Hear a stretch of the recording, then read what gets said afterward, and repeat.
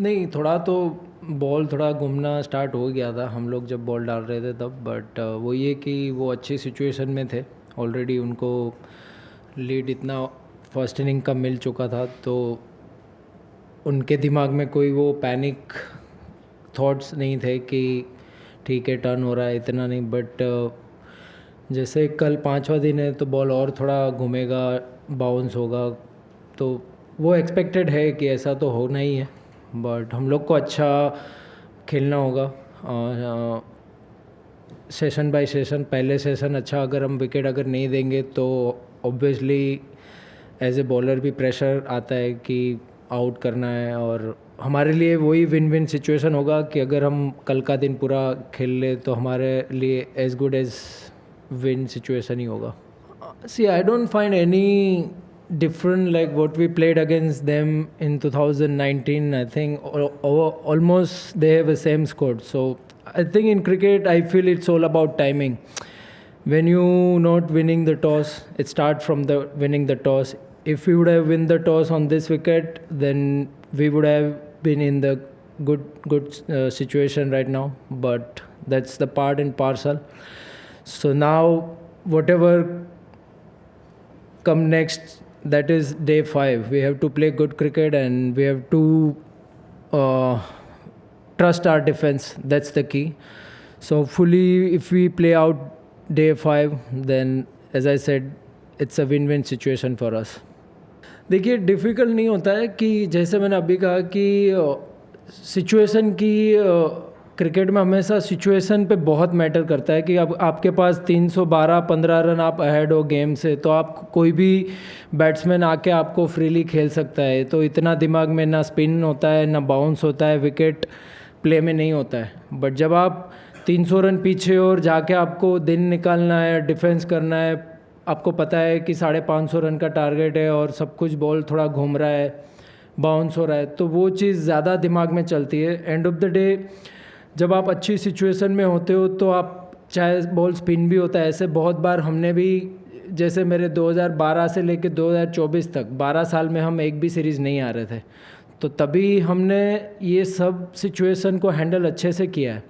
But वो timing ऐसा था कि हम बहुत बार टॉस जीते तो हमने बड़ा पहले इनिंग में बड़ा स्कोर खड़ा किया है और सामने वाली टीम को हमने इनिंग से हराया है, तो ऐसे बहुत बार हुआ है। बट जितना आप क्रिकेट खेलोगे इतना आपको नई नई चीज़ एक्सपीरियंस होती है।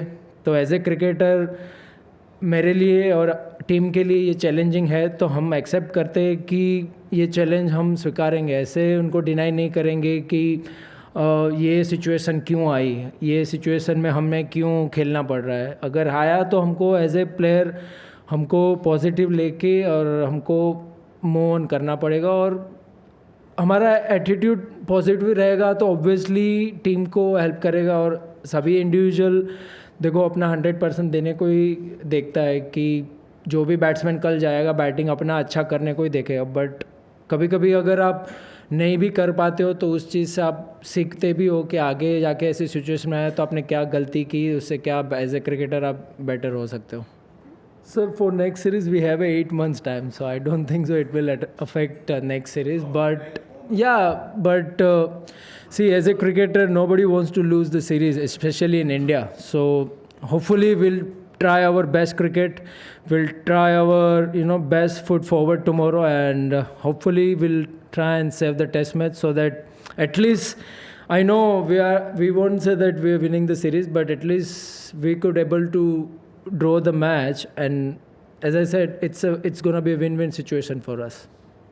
देखिए यंगस्टर जो टीम में है मेरे ख्याल से उनके लिए एक लर्निंग फेज़ है, लर्निंग एज इन कि उनका कैरियर स्टार्ट हो रहा है। तो इंटरनेशनल क्रिकेट में कभी भी आप चाहे कोई भी फॉर्मेट खेलो वो इजी नहीं होता है, कहीं ना कहीं कोई भी फॉर्मेट आप खेलो तो थोड़ा चैलेंजिंग तो रहता ही है। तो इंडिया में क्या होता है कि जब ऐसा सिचुएशन आता है और 3-4 यंगस्टर टीम में खेलते होते हैं तो ऐसा लगता है कि पूरा यंग टीम है, एक्सपीरियंस नहीं है, तो वो ज़्यादा हाईलाइट होता है। बट वही चीज़ जब इंडिया जीतती है, होम कंडीशन में हम जीतते हैं, तो ये चीज़ ऐसा लोगों का मानना होता है कि ये कोई बड़ी बात नहीं, ये तो आपको जीतना ही है। तो लोग ऐसे देखते हैं कि अगर आप इंडिया में सीरीज़ जीतो तो वो कोई बड़ी बात नहीं है, बट इंडिया में अगर आप सीरीज़ हारो तो वो बहुत बड़ी बात हो जाती है। तो मेरे ख्याल से वो सामने वाली टीम भी आती है, वो भी अपनी कंट्री को रिप्रेजेंट करती है। तो मैं भी क्रिकेट में यही तो ब्यूटी है कि सरप्राइजिंग होता ही रहता है, कुछ ना कुछ नया नया होता ही रहता है year by year.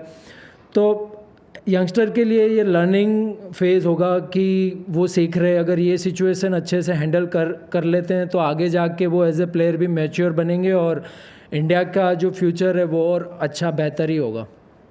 C honestly as a bowler मुझे ये था कि जब हम पहले 2 दिन बॉल डाल रहे थे तो विकेट पे एक भी दाग नहीं था, मतलब प्रॉपर एकदम शीशे की तरह विकेट चमक रहा था। और जब वो लोग बॉल डालने आए और वो जो सिचुएशन में थे, उनके एक्चुअली जो फास्ट बॉलर ने विकेट लिया उनकी वजह से स्पिनर ज़्यादा प्ले में आए और उनका बॉल फिर घूम भी रहा था, बाउंस भी हो रहा था।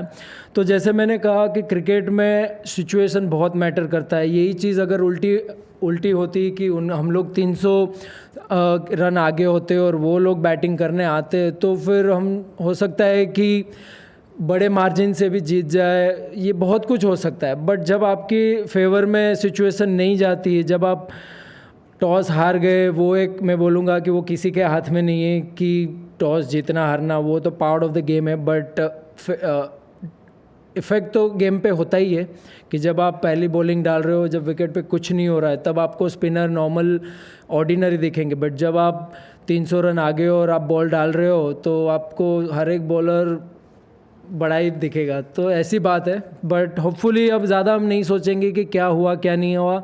हमारे लिए कल का दिन बहुत इम्पोर्टेंट होगा एज ए बैटिंग यूनिट कि हम लोग को अपने आप को पॉजिटिव फ्रेम ऑफ माइंड में रख के पूरा दिन खेलने को देखना है।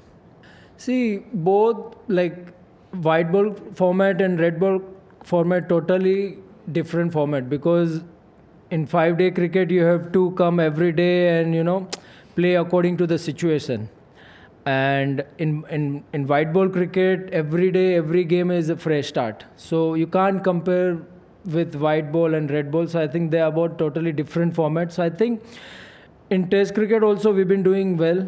As I said, we've been doing well for a longer period of time, but it's matter of time again.